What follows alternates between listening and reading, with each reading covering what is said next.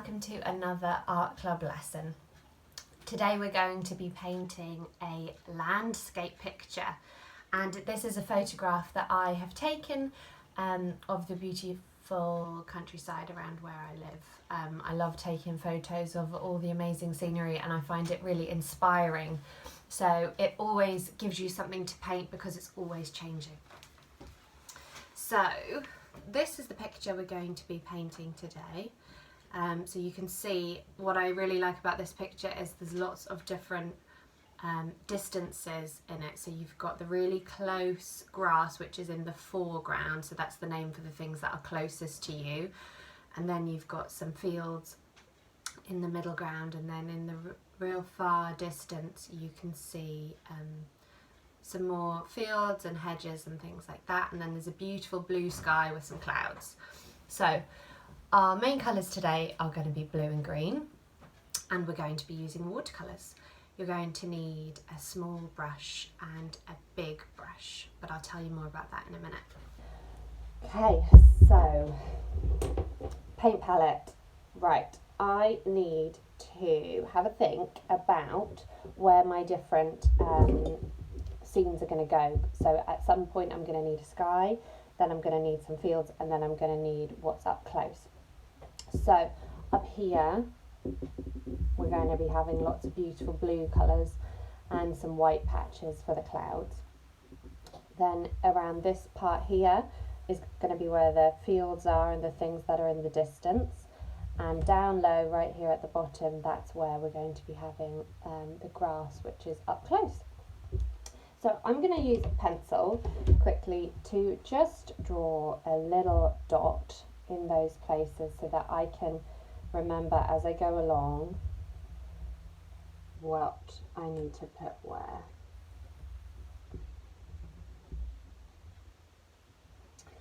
And the grasses in the front sort of overlap that field in the distance, but they really start about here with the darker colours.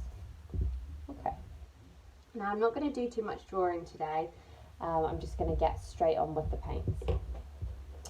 So first thing I need to do is make a beautiful blue colour. So here's my palette, I'll pop that there for you, and I'm getting my brush, quite a lot of water on it because I need to make quite a lot of colour, and I'm coming straight in here to this blue. Now you might just have one blue in your palette, in which case you might want to use that blue, or you can use different colours to create different shades of blue. And also remember, how much water you use will affect how weak or strong the paint is, how light or how dark.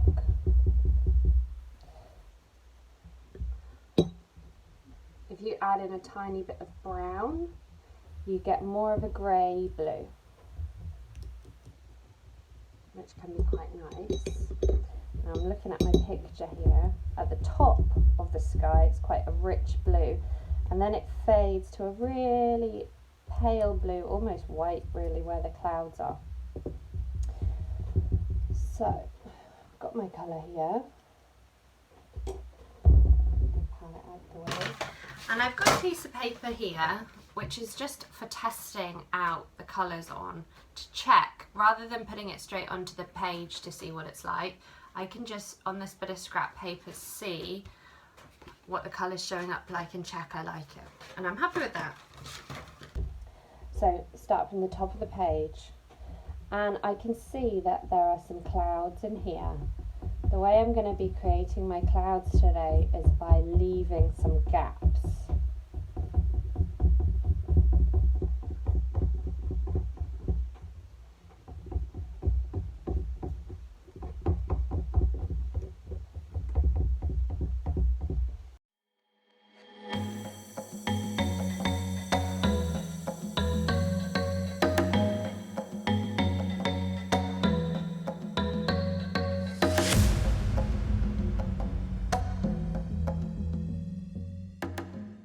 So I'm going to be leaving a small gap here of just white paper, and then I'm going to be adding in where I can see the things in the distance. Now there's a really thin slither very far in the distance. And so I'm going to be thinking about what colours I can see here. I can see kind of greys almost. They're quite soft greens, but they're not yellowy greens the way this field is here. They're more grey greens, and they're quite faint, so I'm going to be using lots of water when I'm making those colours.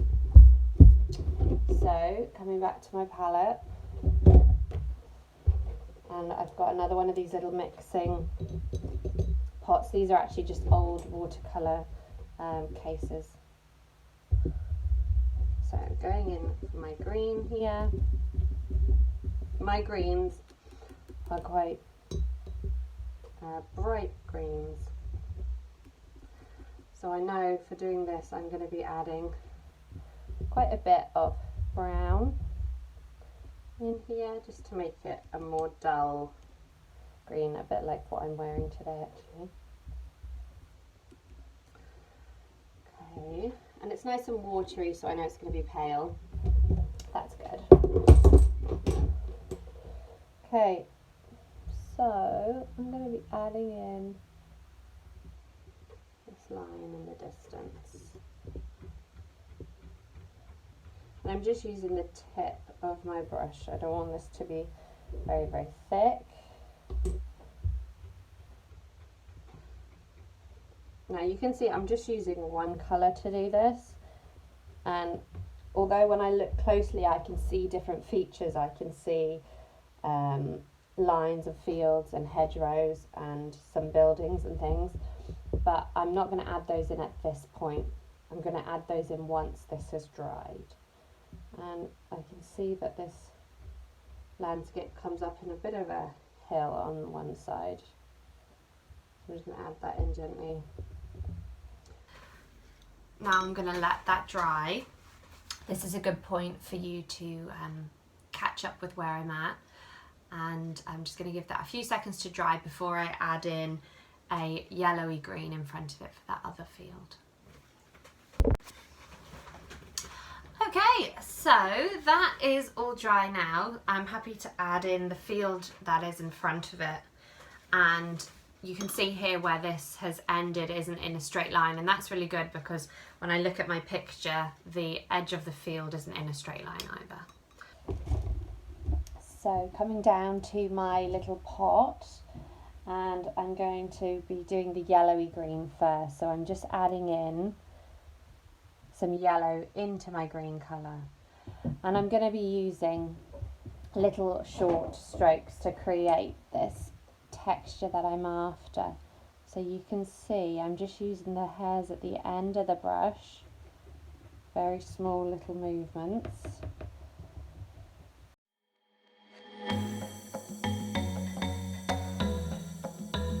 Up here I'm going to go in with a slightly darker green. So coming back to my palette and just adding it more green into there. So same movement with our brush.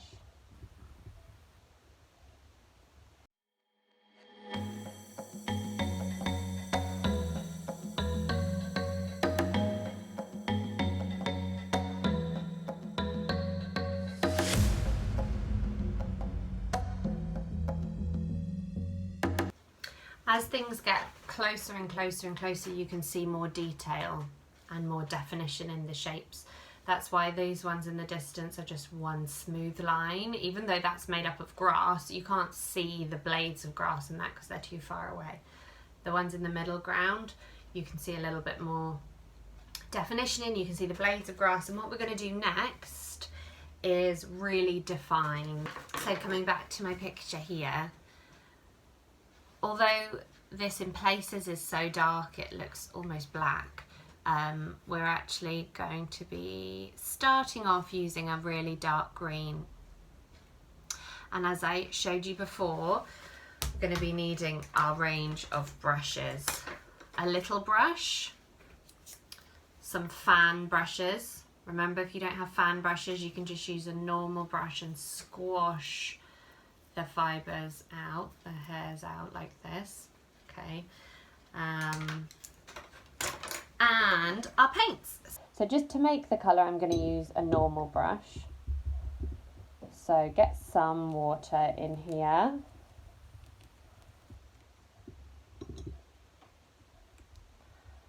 And coming in to my brown, putting that on there.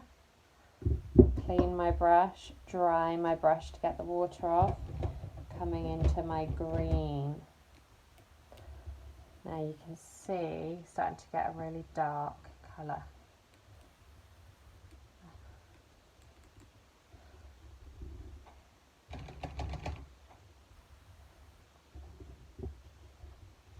Now to make very defined lines, you need very little paint on your brush. The more water you have, the more of a big watery line you'll end up with. But if you have a tiny bit of paint on there, with very little water, you'll end up with a strong colour. So I would recommend, if you're getting into this painting and you're going to buy a few things, buying a fan brush is a really good idea, because so much fun for making the texture of grass. If you're going to be doing any landscapes, also if you want to do water, it's quite good for creating the movement of water with it. So got my fan brush coming in here, and just going to check this is dry. This is important that your grass in the middle ground is dry, because we're going to be overlapping. If you look at our photo, even though this stuff is in the foreground, it's actually overlapping even up into the sky in places. So I've got my fan brush, and I'm using long strokes with this brush to make the grass. Now I don't want much water on my brush at all, and the grass doesn't grow bang straight up, it grows in different directions. So although some of my strokes are going straight up, some of them I'm doing off to the left and off to the right and bending them. Right, coming back in here, I need more paint for these strong colours.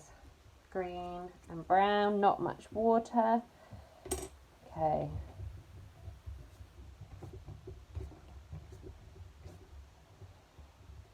And I want to overlap this yellowy colour. You can still see it in places, but we need to overlap.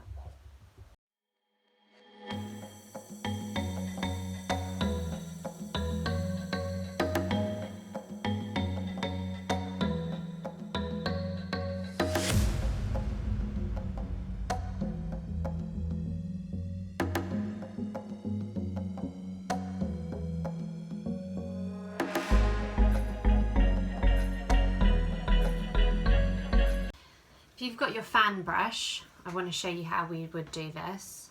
Oh, sorry, if you've not got a fan brush, if you've got a brush like this, I'm going to show you how we would do this. So you need to squeeze it quite hard, create that shape using your fingers, and you're pinching it really. Get the tips of the brush in the colour, a nice strong colour. You will need a bit of water just to loosen it up. Get your brown, your green, your shadowy grassy colour.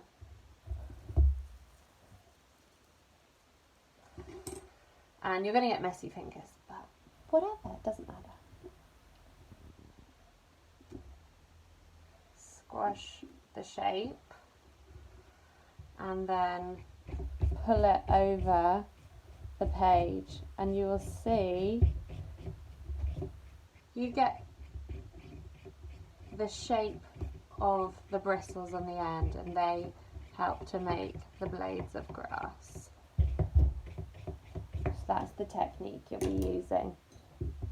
I'm going to come in here now with my smaller brush,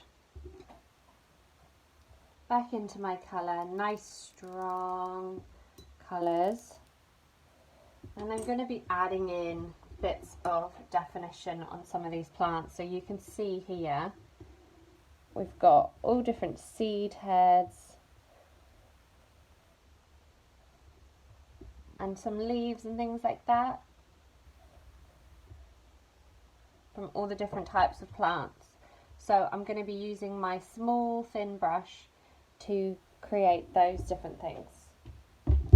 So up in here,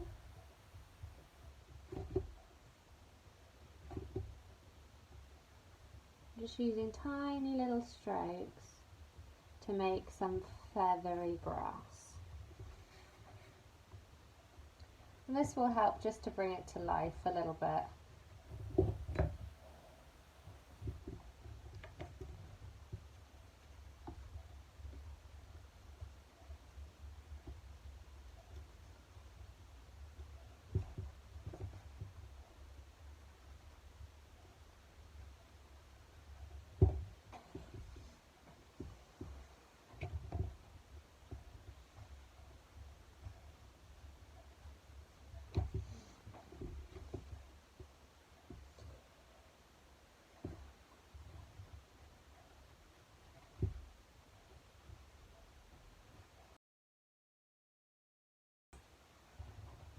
Now I'm going to start picking out some of the hedgerows and things in the pictures that I can see in the distance. So I can see a hedge here. I'm going to add that in. Some bushes in there. And then I can see some dots of all the hedgerows in the fields behind. So I'm going in with a darker green.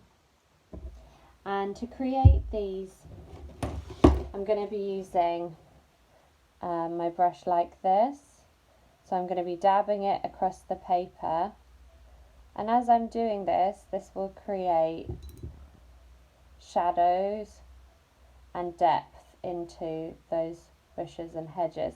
So I'm using a combination of just water and paint and dabbing, so it's quite loose to create these shapes.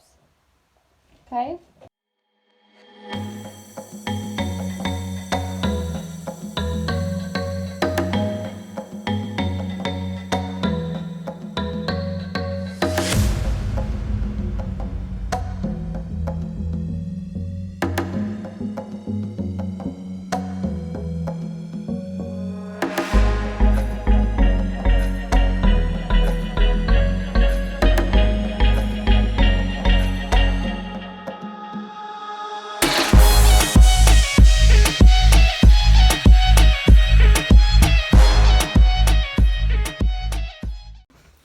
Okay, so I'm going to stop there for today.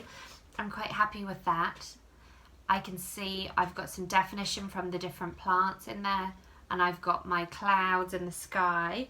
If you would like to go back over your clouds with a pencil, you can add in some shadows to the underneath of the clouds like this, just with some loose, very light pencil strokes. If you want to add in some definition to those guys, make them stand out a little bit more, that might be nice. But I'm going to leave mine there for today. I hope that you have enjoyed Art Club today. I'll be back tomorrow with another lesson. Tomorrow we're doing a lesson on how to paint dolphins. See you then!